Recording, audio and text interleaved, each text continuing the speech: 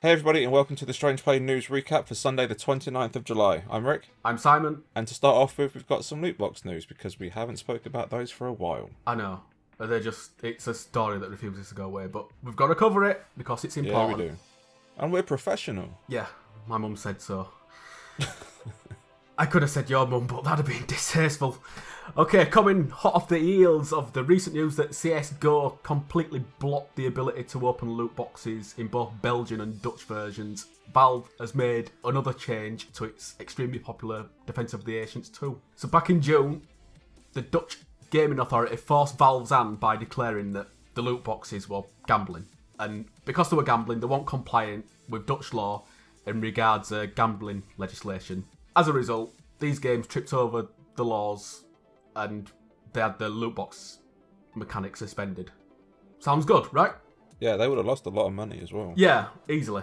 They'd have lost fucking tens of thousands, maybe even millions? I don't know. Right, after a complete ban on Dota 2's loot boxes, Valve took further steps to try and let Dutch users participate in Dota 2's loot economy. So these changes include, and this is going to open your eyes, players can see the rewards inside the loot box. Right. Players cannot buy more than one loot box at a time, so those deals where you spend like £5 and get 3 loot boxes, bam, out the window. Right. You buy one and one at a time. And also the special loot box animation, do you know when you open a loot box, it's all fancy and shit, that's gone as well, it's just a straight vanilla, here's your items. It sounds alright, doesn't it? But there's a catch. And this catch is to stop Dutch players from picking the very best boxes. So, okay, this is the catch. To see what's in the next loot box, you have to purchase the one that's in front of you. So you only get to see what's in the loot box that's first in your queue. Right. Right? I honestly have no idea how this circumvents Dutch gambling laws, because there's still gambling involved. Because you are paying to see what's in the next loot box. The curtain only gets raised, instead of the curtain being over the first loot box and it working like it does everywhere else in world, the curtain is just one back. So I don't understand how this has passed Dutch laws. In other news with loot boxes as well, EA Sports and Rocket League developer Psyonix have also said that they'll disclose the odds on their loot boxes, which it's not gambling, but there's odds on and you can give them money. But it's not gambling, Rick. This is getting really weird. This is getting really odd.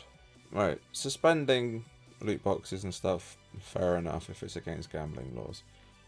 This is really weird. This is like going into like a gaming shop, like a tabletop gaming shop. Going up to the person behind the desk saying, I'd like to buy a packet of Magic the Gathering cards. They're like, yeah, no problem.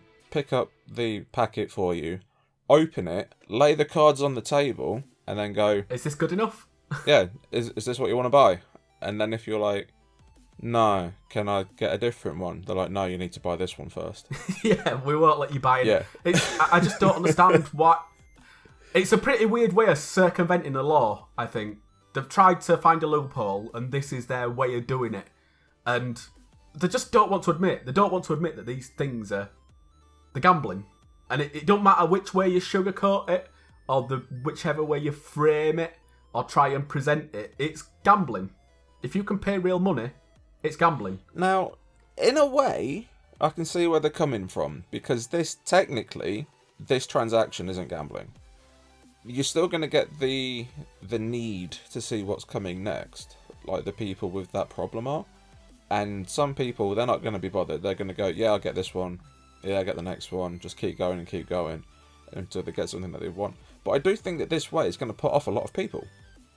Because I know that if I was playing a game and I went to buy a loot box and it was like, here's everything that you get in it, and it was shit, and they wanted like $3 for it, I'd be like, no, it's not worth it. Yeah, you'd never open another loot box again, would you? Yeah, so I think this is either going to put off a lot of people, so they're going to lose a lot of money because, like I just said, I wouldn't do that. If I went to buy one and it was all shit, I wouldn't waste £3. Or however much a loot box is. I wouldn't even waste £1. I won't waste my time on it. Yeah. Not even coming into money, I just won't waste my time. So there's going to be the people that this isn't going to affect at all. And there's going to be the people that are just going to go, no, you know what, it's not worth it. So it's a clever way to get around it. And even with the people who are going to drop off, they're still going to be making more money than they did when they weren't selling them at all. That's it. Having a tidder on the line is better than having nothing. Yeah, exactly. And as for the Rocket League one, that's interesting. Again, the odds, the people who don't give a shit, they're gonna keep playing. Some other people are gonna look at the odds and go, it's not worth it. So there's gonna be a drop off in that. However, being able to see the odds is gonna give people with a bit of a gambling problem that tick. Yeah, I've got a chance here. Oh, yeah, I've got a real chance here. Mm. And when people, it's gonna have the same effect on the people that have a gambling issue that betting on the dogs or the horses has, because as soon as you see the odds on something, you're gonna put more down, or you're gonna think that you can do something. And yeah, interesting ways of getting around it for sure. It's a very unscrupulous, but yeah, I don't think this is the end of it. I'd be surprised if this was the end of it, simply because it's still gambling. It's just they've postponed it one loot box. Because you're always going to want to see what's in the next loot box. Always. Yeah, but you're not paying for those items, so technically it isn't gambling. Well, yeah, because they're being revealed, but you've got to take it as gambling as a whole. You don't just have one spin of a fruit machine. You have a quid, and then you'll have another quid, and then another quid. You know what it's like. Yeah, but it's like using the slot machine analogy, it's like if before you put your money in, the machine told you what was going to happen when you pulled the lever. So if you're like, oh yeah, you're going to get 2 cherries in a pile of shit, you're like, save my money. But if someone else walks up to it, presses the button, and it's like, you're going to hit 7s, it's alright, I'll put my money in. It's giving you the result before it gives you the option to pay. But it's not giving you future results. Yeah, if it went back to the old way, where you didn't know what you were getting before you paid. That's an 100% gamble. Yeah. But this one, because you're seeing what you're getting before you pay, and then if you want to carry on or whatever is up to you, it's basically randomised microtransactions is what they're probably going to call it. That's the best way to explain it. I didn't think of it like that, but yeah, it's just basically grab bag microtransactions. Yeah. You have no idea what you're getting in the normal ones, but this one it's like, well, you're going to get a couple of skins and an emote. None of it's any good, or some of it might be desirable, but yeah, I'm not a fan of fucking loot boxes in general. No, me neither. And this is just a different fucking flavour. Yeah. It's still cock flavoured, but it's yeah, you know what I mean. It's not fucking great. No. So what's next? Germany's High Regional Court of Munich has ruled that without a fixed release date, retailers can no longer offer a pre-order. What this means is shops cannot offer pre-orders with phrases such as coming soon. Retailers must now show the last date by which the product will be delivered, or else no pre-order can be offered. The ruling came about after a consumer protection claim was made against German retailer MediaMarkt over the pre-order of a Samsung Galaxy S6 in August 2016. But the ruling applies to all products, including video games. Wolfgang Schulzinski, CEO of Dusseldorf Consumers, said, "When consumers order goods on the internet, providers must specify by when the goods are delivered. This ruling only applies to Germany, so the UK and US will still be able to offer vague release windows. But it does raise a few questions, such as, will publishers give Germany official release dates before the rest of the world, or withhold German pre-orders? And what happens when a game gets pushed back?" Yeah, I mean, everything's susceptible to change. Yeah. I mean, it's good that they're making it so that companies have to cement a specific date in for the release of their products, but honestly, I don't think it's a here or there law. They're never ever set in stone. When you say that leak that came out for E3 from Canadian Walmart, they can just put, it's coming out on the... in fact, a lot of them do. They'll say it's coming out on the 31st of December, and then just tag a year on it. And because they can move around, or they can come earlier, or they can get a definite date later, then they just update it. But will they be able to do that? Because if they do that in Germany now, that date that's put on, like 31st of December, that's the retailer's date. What this is saying is that it needs to be an official date from Talking Games, from the publisher. The manufacturer. Yeah, it needs to be their date. So, just say a retailer does put... Coming Q4 2019. It's not got a specific date, it's just Q4. Yeah, or even if a date that they put on's incorrect. Say if, like, Dusseldorf Consumer go and check with the publisher, oh, is this the date that Das Game has on their website? And they're like, no. Then Das Game can get in trouble. Yes, I mean, there's many places that this law can be flaunted. So the person that's selling, so like over here, it'd be Amazon. Say we make a game, and we call it Strangeplay the game, and we say it's going to be out on the 1st of September. And Amazon and Play.com and all those put 1st of September release, and we fuck it up. We're responsible for that. I think if a publisher says a date, say September the 1st, and then all the shops say coming September 1st, but then the publisher pushes it back, that's not the fault of the shops. No. And because it's coming straight from the publisher, that'll be fine. It's still not vague dating. Yeah, they're just updating it. Yeah, it's being updated, so... I don't know. Honestly, I think it's still a bit silly, this law. I'd rather Germans and the EU as in general would just go, look, you're not allowed to put incentives up. So, say like, Joe, the Spider-Man costumes Yeah. for pre-ordering. Yeah, just do away with those. You're not allowed to give someone a tiny bit of product as an incentive that is used in the whole product. Same with the Xbox, with the controllers, the Day 1 edition, like all that fucking shit. There's literally no need for it. And the achievement. The Day 1 achievement, yeah. It's like, it doesn't even exist. Like, what is it? Just, come on. I think that's a more admirable thing to get rid of than just saying, well, these vague street dates have got to be done away with, because, as we know, things move about, but, yeah, these incentives, pre-order incentives, not just for games, for everything, they need to fucking go. Yeah, I agree. They need to fucking done. Yeah.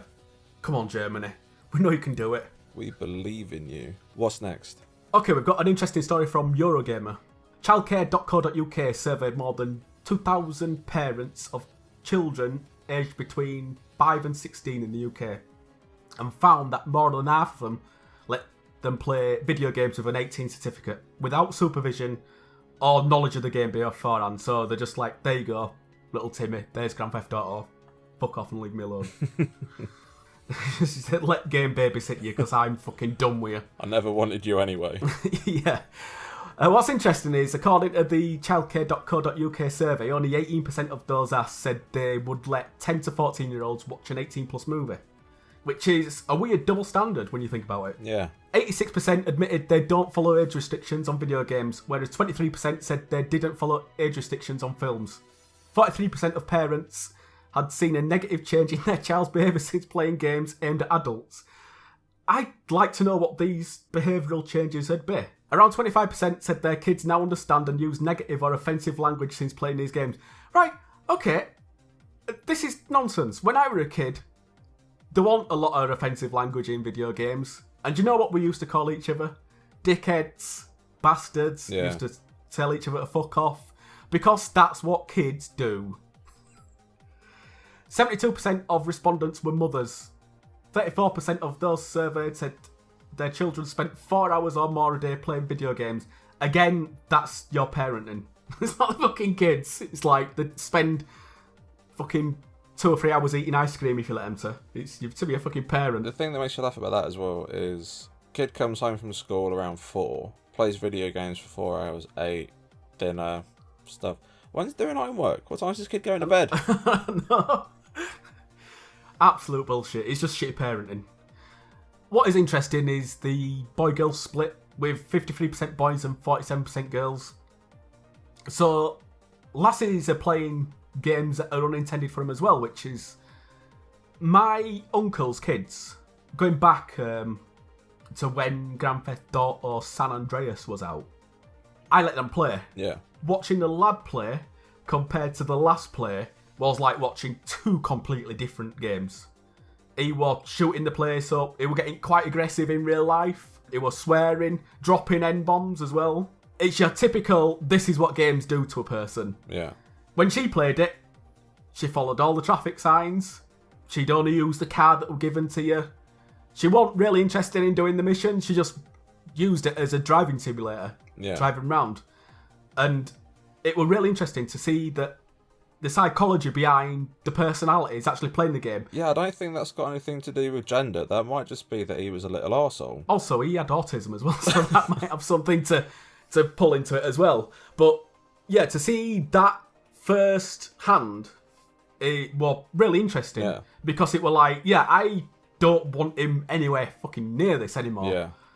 I don't want him to see things in games and start, because he, like, monkey see, monkey do, right? Whereas with her, it's just like, I don't mind.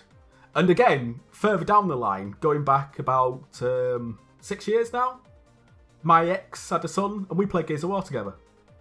It was 7. I turned the swearing and stuff off and the blood. And it was fine. He was fine with it. He didn't get too excited. Or I think the thing here is, me and you, we both grew up in the 80s. Yeah. We saw RoboCop. Yeah, we did. We saw Terminator. We saw Predator. Yeah. We saw all those badass films like fucking Rambo and what have you. And we grew up to be well-rounded adults because as parents used better judgment. They didn't let us see... I mean, there were things that I were banned from seeing when I was a kid. And a lot of them were anything with a lot of foul language in or adult content, so... You just said we watched RoboCop. That's like the definition of everything that children shouldn't be allowed to watch. Oh, yeah, but come on. I mean, it's make-believe. It's not like... do you remember Jethro? Yeah. The comedian, when it's like... He's telling very adult jokes and he's being... fucking Chubby Brown and Jim Davis. Yeah, stuff like that. More Manning. just... That was totally off... Yeah, all the racists. Yeah. All the classic racists. Yeah, those were totally off. Yeah. Out of bounds. No, I had the same thing. I was allowed to watch, say, RoboCop, Predator. Used to watch those with my granddad. Yeah, and that's the thing. You used to watch them with your family. You weren't away in your bedroom playing fucking Grand Theft Auto. You are supervised. But I was not allowed to watch Roy Chubby Brown. No, me either. Yeah, I see where you're coming from now when you're using those examples. I remember the first time I watched Roy Chubby Brown, it were at my grandma's. It were a Christmas at my grandma's, and it was the clitoris all sorts. Was it the racist grandma? Yeah, she is pretty fucking racist, but then again, old people, what are you going to do? It's a step up in maturity, I think. It's not... I mean, it is sort of make-believe, because this comedy is very... exaggerated. Yeah, it's exaggerated, it's embellished. Yeah. And so is RoboCop. I mean, they're just stories. They're embellished to the nth degree. But there's a difference between watching a man walk up and down on stage and... Watching a man get his dick shot off. Watching a man get his dick shot off because you know it's not real. Yeah. Yeah, there's something more grounded watching Jethro tell jokes about his grandmother and being a bit shitty as a person than there is watching fucking RoboCop get fucking torn apart by a fucking jackhammer. Yeah. So, yeah, I mean, they're pretty extreme, but one of them is very... It's fantasy. You know it's fantasy, even as a kid. One of them is extreme satire. The other is shit Northern English comedy. Yeah. Well, no, Jethro's from Cornwall, but I get what you mean. Is Jeffrey from Cornwall, is he? Yeah. Oh. Shows how much attention I pay to him, doesn't it? I tell you what, I remember going back to the early Strangeplays when you thought Terry Wogan were fucking Welsh. And I laughed my head off at that. Yeah. So I'm like, fucking no, what? Yeah, it's because... Is it Rob Brydon? He's Welsh. He's Welsh, but he can do a wicked Terry Wogan impression. No, that's Ronnie Corbett. No. Rob Brydon... I'm pretty sure it's Ronnie Corbett. Rob Brydon can do a shit hot Terry Wogan impression. And because it's Welsh, I thought Terry Wogan was Welsh. No, I still think that's Ronnie Corbett. The little one from the two Ronnies. Right, I'm fucking I'm Is this it? Googling We this. fucking Google warrior.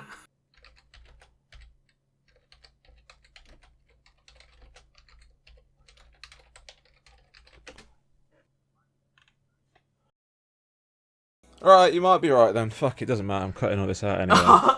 No, you can't do that. Anyway, childcare. Yeah. Anyway, childcare.co.uk founder Richard Conway said, "It's difficult in this day and age to govern what your child is exposed to, because if your 10-year-old has friends who are playing Fortnite, which is rated 12, you want them to be included in the fun. However, it's always worth looking into a game to see if it's suitable rather than leaving them to their own devices.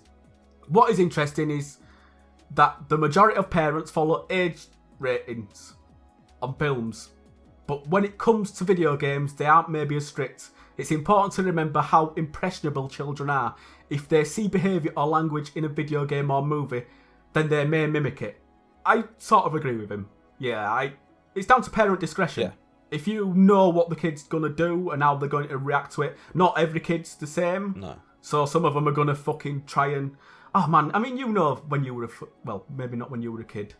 But, yeah, when kids watch Power Rangers, you always had that silly cunt that fucking used to go around doing karate on people and being a bit rough. That was me, only I didn't have any friends, so I used to just shadow box invisible putties by myself in the street. I was the Green Ranger. You weirdo. I was so lonely, Simon. I was ever so lonely. A feeling that you'll never forget. Yeah, it doesn't go away, that. I do the same. I lay in bed on a night and just think, yeah, I wish somebody loved me. I thought you were going to say you lie in bed in the night and think, yeah, I'm the Green Ranger. Yeah. I sometimes play the imaginary flute that he had, you know, that dagger flute thing. Just talking about the Green Is that what they Ranger. call I know it, this is is it? going fucking wildly off Playing the discourse now. imaginary It flute. were a dagger that he played like a flute that had like electronic piano noises. What the fuck were all that about? That's the magic of Power Rangers, my friend. Yeah. Amazing. But yeah, what do you think about this story? Doesn't surprise me in the slightest. When we were kids, I used to play Mortal Kombat. My mum didn't like... If my mum saw it, wasn't allowed it, so I used to sneak it in. Borrow it off my friends, sneak it in. She wasn't up on me watching like 18s, like adult films. Grandparents are grandparents. They were a little more softer with it. They let me watch things. I used to sit and watch Alien, Predator and things with my granddad. I saw it again when... Because, you know, I've got like a big family.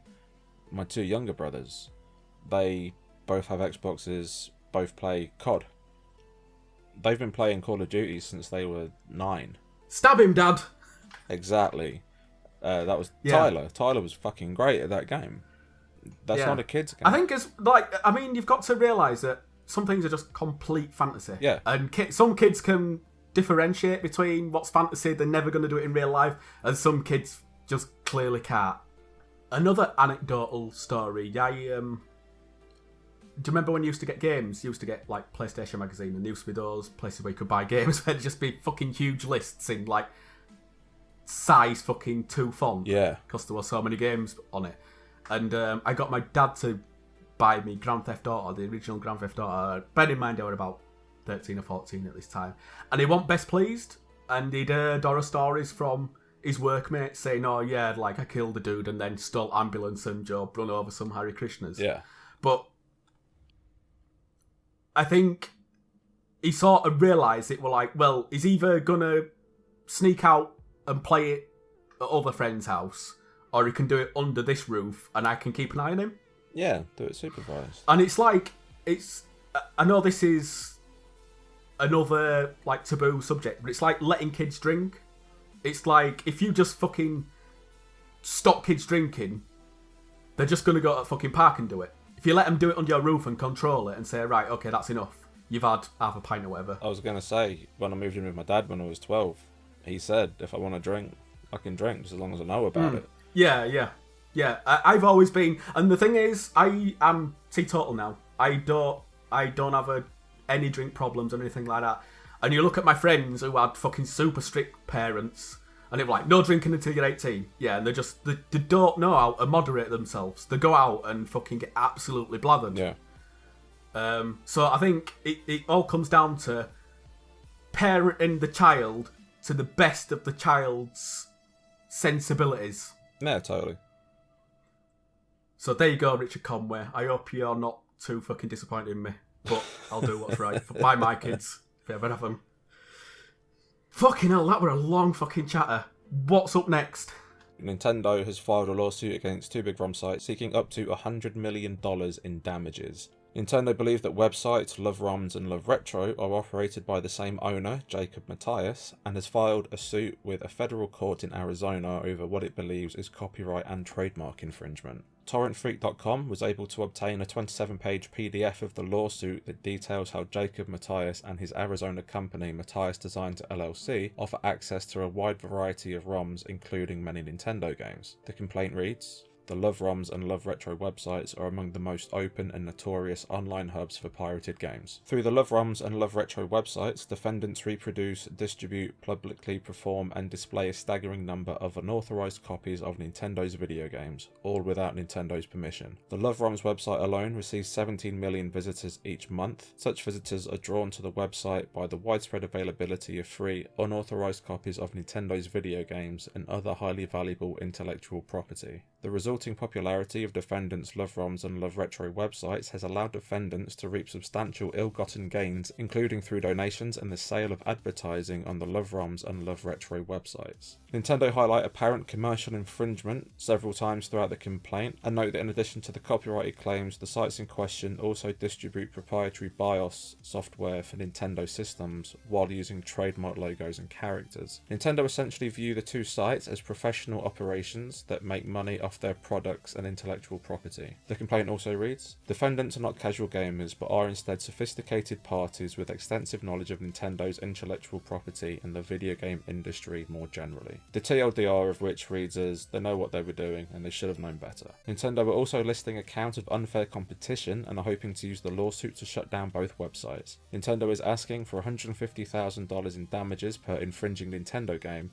and up to $2 million for each trademark being infringed upon. This means that with over 140 copyrighted titles and 40 trademarks on the websites, the damages could add up to over $100 million. Nintendo have also requested a permanent injunction ordering the sites to stop their infringing activities and give the domain names to the game publisher. Nintendo also want the operator of the sites to reveal the sources for the infringing ROMs. What do you think to this? It's clearly illegal. There's no two ways about that. But it's straddling what's moral and what's not. Yeah. Now, I personally am in support of ROMs for games that you can no longer purchase, right? Yeah, that's what I was going to say. If there's no legit way to get a game, and the only way that you can play it is to play a ROM, fuck it. Some games, like Ys 3, you can't get legitimately anymore. So that's a game that you should be able to ROM. Yeah, I have a weird interpretation that's, I mean, it's breaking the law for sure, because they say no ROMs at all. Yeah. But the thing that I have with Nintendo, and to some extent some other companies, they'll say you have to buy it. You have to buy the game, no ROMs allowed. And it's like, well, how many times do you want me to buy Super Mario World? How many times do you want me to buy Sonic the Hedgehog? I'm not doing it. I fucking bought it once, and therefore, it's like with music. If I buy something, like I'll buy the CD, and I can attest I've got fucking thousands of CDs in my loft, and I'll just rip the fucking music. I've already got it, it's in my loft. It's just for convenience, you know? That's one aspect of it. The other one is, there's some games that are just, you can't get hold of them. They're just either too expensive, or they've gone out of print. In which case, I see that as no one's losing any money, so I'll rip them. I'll get the ROMs. And that's the thing as well. Nintendo should fucking practice what they preach. Because, I don't know if you remember, but on the Wii, do you remember the Wii store? I was on there earlier today. They actually used their ROMs that someone else had cracked for their things. So someone else had cracked their games, put them on the internet as ROMs, and they'd taken them and started charging people for them, essentially. So, and it's like, well, hang on a minute, you're taking advantage of someone else's work there. Someone had to crack that to put it on internet, and you've taken it back. So, yeah, fuck off, Nintendo. Behave. One of the examples that you used is actually legal.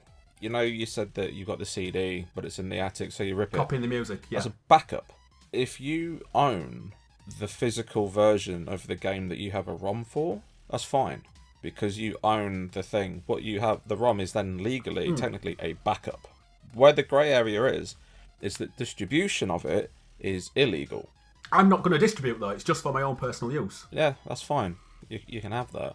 It's when people are just downloading them and distributing them. And I think the thing that Nintendo have the problem with here is because there are so many ROM sites, and a lot of them get left alone. But where this one keeps coming back to is copyright infringement. Because they're using all of the official Nintendo imagery all over it, they have a donation page to keep the site running. Yeah, they're making money off it. Yeah, so they're making money from it. And also they're selling advertising space as well. So they are technically making money off of Nintendo stuff, which that's where the problem's coming in for Nintendo. I mean, I can completely understand that. However, they're taking away the ability for people to play games that you can't get hold of anymore. 140 copyrighted titles. I guarantee 40 of them you can get legitimately from Nintendo. Right now. Right now. This minute. Yeah. There is literally, I reckon, only a third of those games can be obtained legitimately and legally from Nintendo themselves. The other 2/3 will have to be from collectors or nefarious means. Yeah, for sure. And the third that you can get legally, shouldn't be on there. I'm not against those being removed. But the ones that can't be obtained for hundreds of pounds or hundreds of dollars, and it just feels like they're taking stuff away from other people. Well, if Nintendo had any fucking sensibility about them, they'd go, oh, hang on a minute, this game is retailing at what is more than it should be. Yeah. It's become a collector's item. We should probably, do a reissue of it on current consoles. That'd make sense to me. The thing is, the amount of time and effort it would take them to take all of those 140 titles, create an emulator for the Switch, and put them all on that, sell them for a few quid each. Problem solved. That's another spot you just opened up there. Sell them for a few pound each. A lot of them aren't worth a few pound. A lot of them are worth nothing. The thing is, they're using IP. The IP that's in those games is worth more than the actual games themselves.